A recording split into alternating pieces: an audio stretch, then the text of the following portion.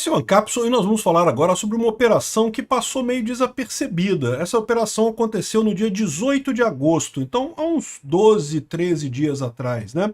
Mas não teve muita coisa sobre isso, não. Agora, porém, o pessoal está ligando uma coisa na outra.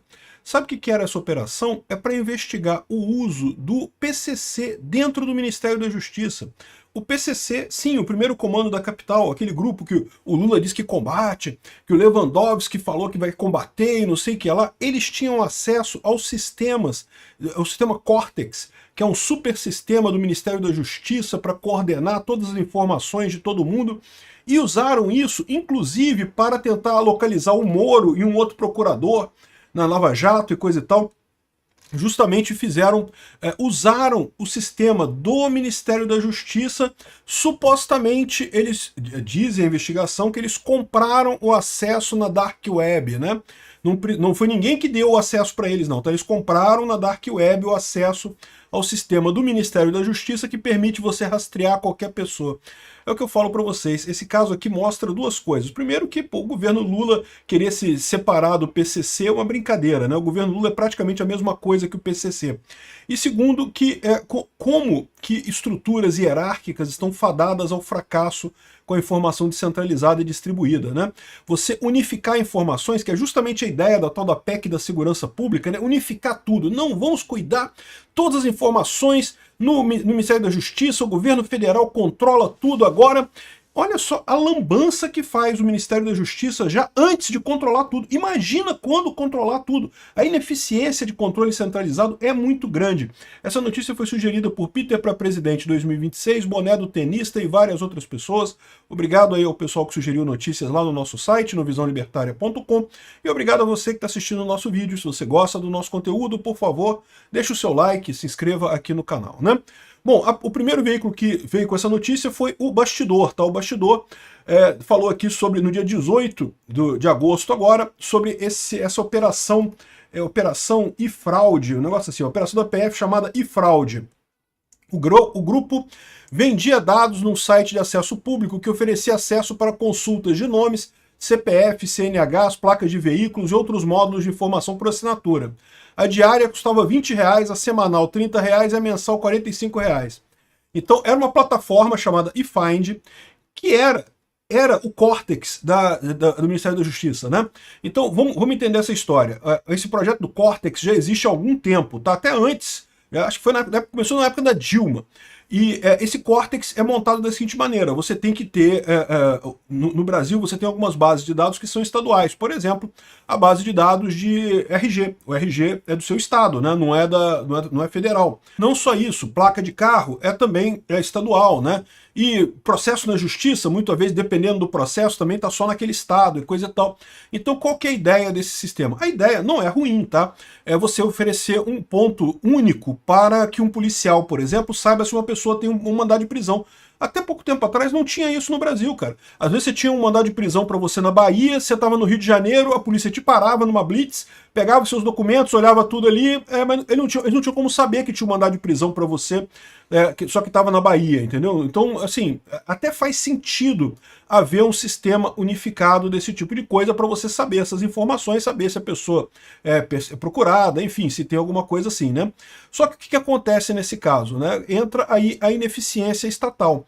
O Estado adora construir essas máquinas super poderosas com um monte de informação para juntar a informação de um monte de gente, mas não está nem aí para a segurança desse troço. A segurança desse troço é crucial, porque se qualquer um puder acessar esse sistema e verificar a identidade, placa de carro e coisa e tal, imagina a loucura que seria, né? Pra você ter uma ideia, esse sistema ele é ligado com um mecanismo que usa as câmeras de vigilância de trânsito para saber onde o carro está passando.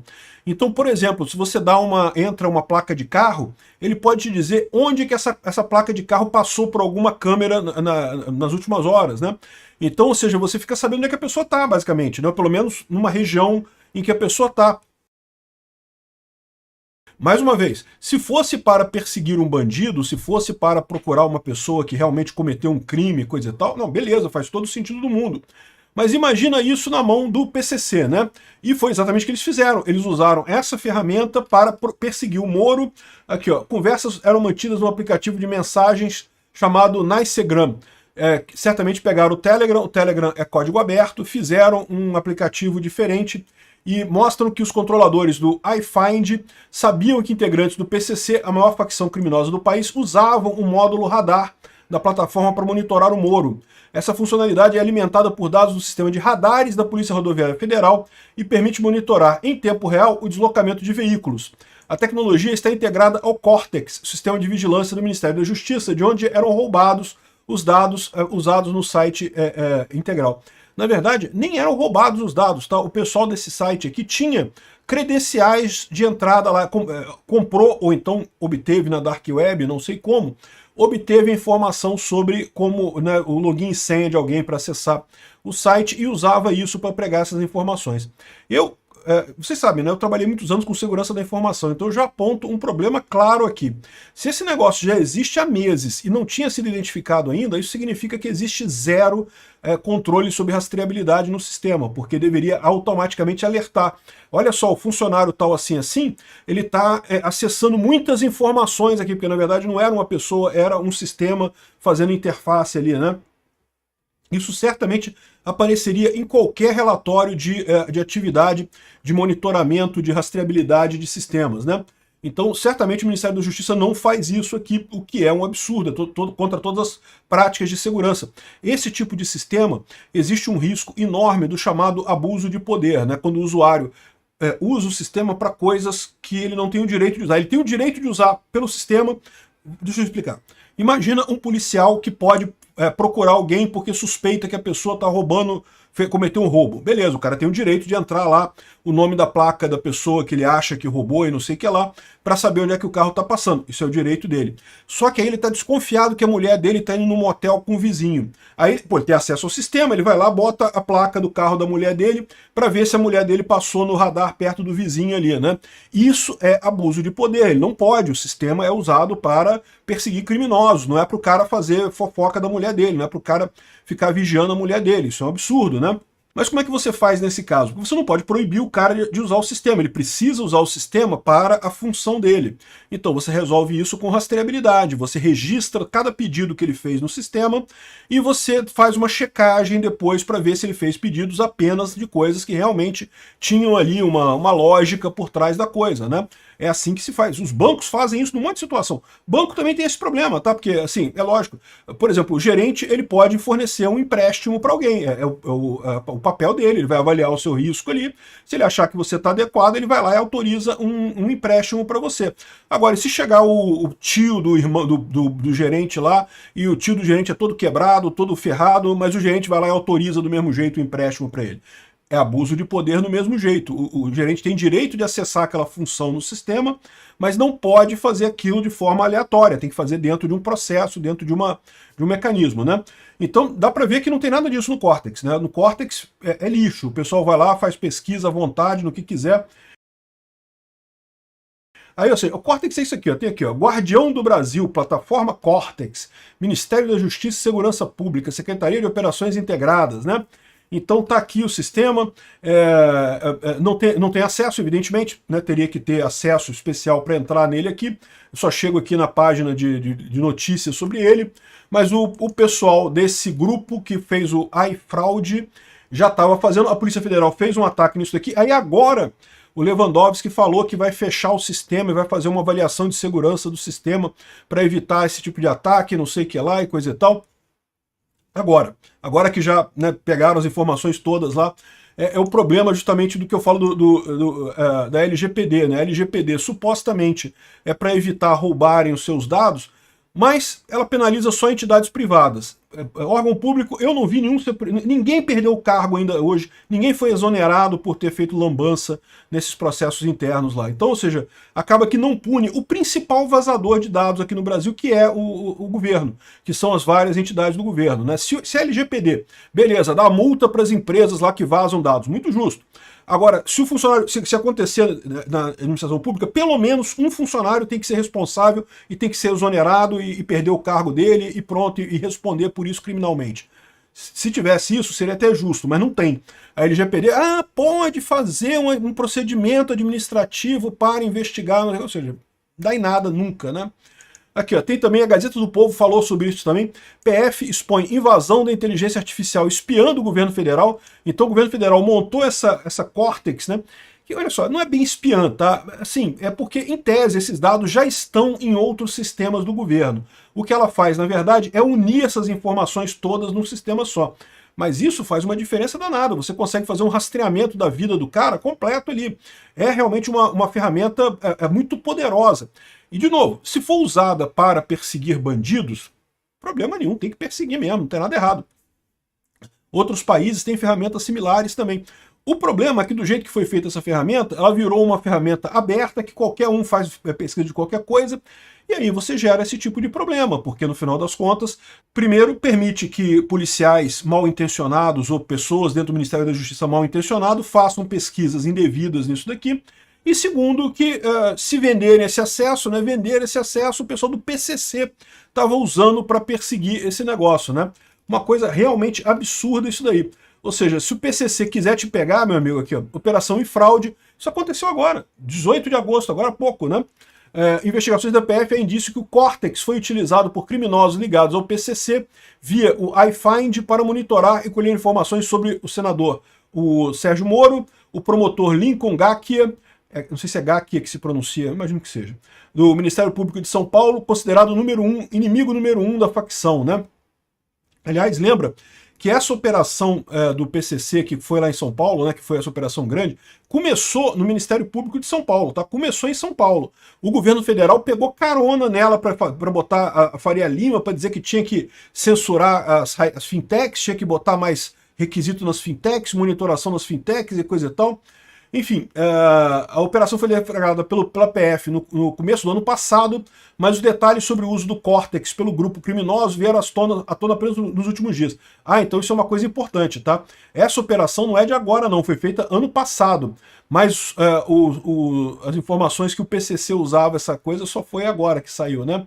O processo é sigiloso e tramita na 12ª Vara de Justiça do Distrito Federal. O site O Bastidor foi quem primeiro publicou esse tipo de coisa, né? Então é realmente uma coisa para você ver o tamanho do problema do Brasil. O PCC usa o Ministério da Justiça para perseguir inimigos do PCC. Olha que maravilha. E esse é o cara que quer fazer essa estrutura de segurança pública, a PEC da segurança pública no Brasil todo. Não porque nós vamos fazer uma PEC unificada, tudo vai ficar na mão do Lewandowski para ele garantir a sua segurança. Cara, tu imagina esse pessoal, bicho? Tu imagina o nível de amadorismo que deve ter nessa turma, cara? Realmente eu fico assustado com isso. Porque, de novo, quiserem te perseguir, quiserem me perseguir, porra, a gente tá fudido, cara. Olha só, eles têm as informações todas lá. Aqui, ó, Epoch Times Brasil trouxe também uma reportagem sobre isso, que ele fala só as informações que eles têm por lá, olha só. CPF, endereço, telefone, biometria. Tem biometria sua lá, porque, né, se você foi no Detran aqui no Rio, você usa biometria no Detran. Se você vota aqui no Rio também, você usa biometria na urna, né? Dados do SUS, do COAF, da Receita Federal, registros policiais, boletins de ocorrência, histórico criminal, movimentações bancárias e voos de companhia aérea. Peraí, então não tem mais sigilo fiscal, né? Acabou o sigilo fiscal, sigilo financeiro, né? Não tem mais esse negócio de sigilo no Brasil. Todo mundo sabe de tudo lá no Ministério. Porque, em tese, para você fazer uma pesquisa, por exemplo, sobre movimentações bancárias e coisa e tal, você deveria ter uma ordem judicial. Você não deveria poder fazer isso sem uma ordem judicial, porque, afinal, é sigilo bancário, né? Deslocamentos de veículos via OCR em tempo real, como eu falei. Você passou com seu carro em algumas câmeras, né? Não é qualquer câmera, não. Mas essas câmeras mais modernas, elas registram a sua placa de carro, leem a sua placa de carro e, ó, passou aqui, ó. Passou o carro aqui, né? E aqui, ó, em alguns cliques é possível mapear a vida de qualquer pessoa, né? Aqui, ó, mais de 10 mil clientes cadastrados, ou seja, 10 milhões de consultas mensais. Então, ou seja, é um sistema que tem muitos usuários, 10 mil clientes. Clientes, entenda, é o cliente do sistema, a pessoa que tem direito de acessar o sistema. Imagino que sejam policiais e pessoas ligadas à Secretaria de Segurança e coisa e tal.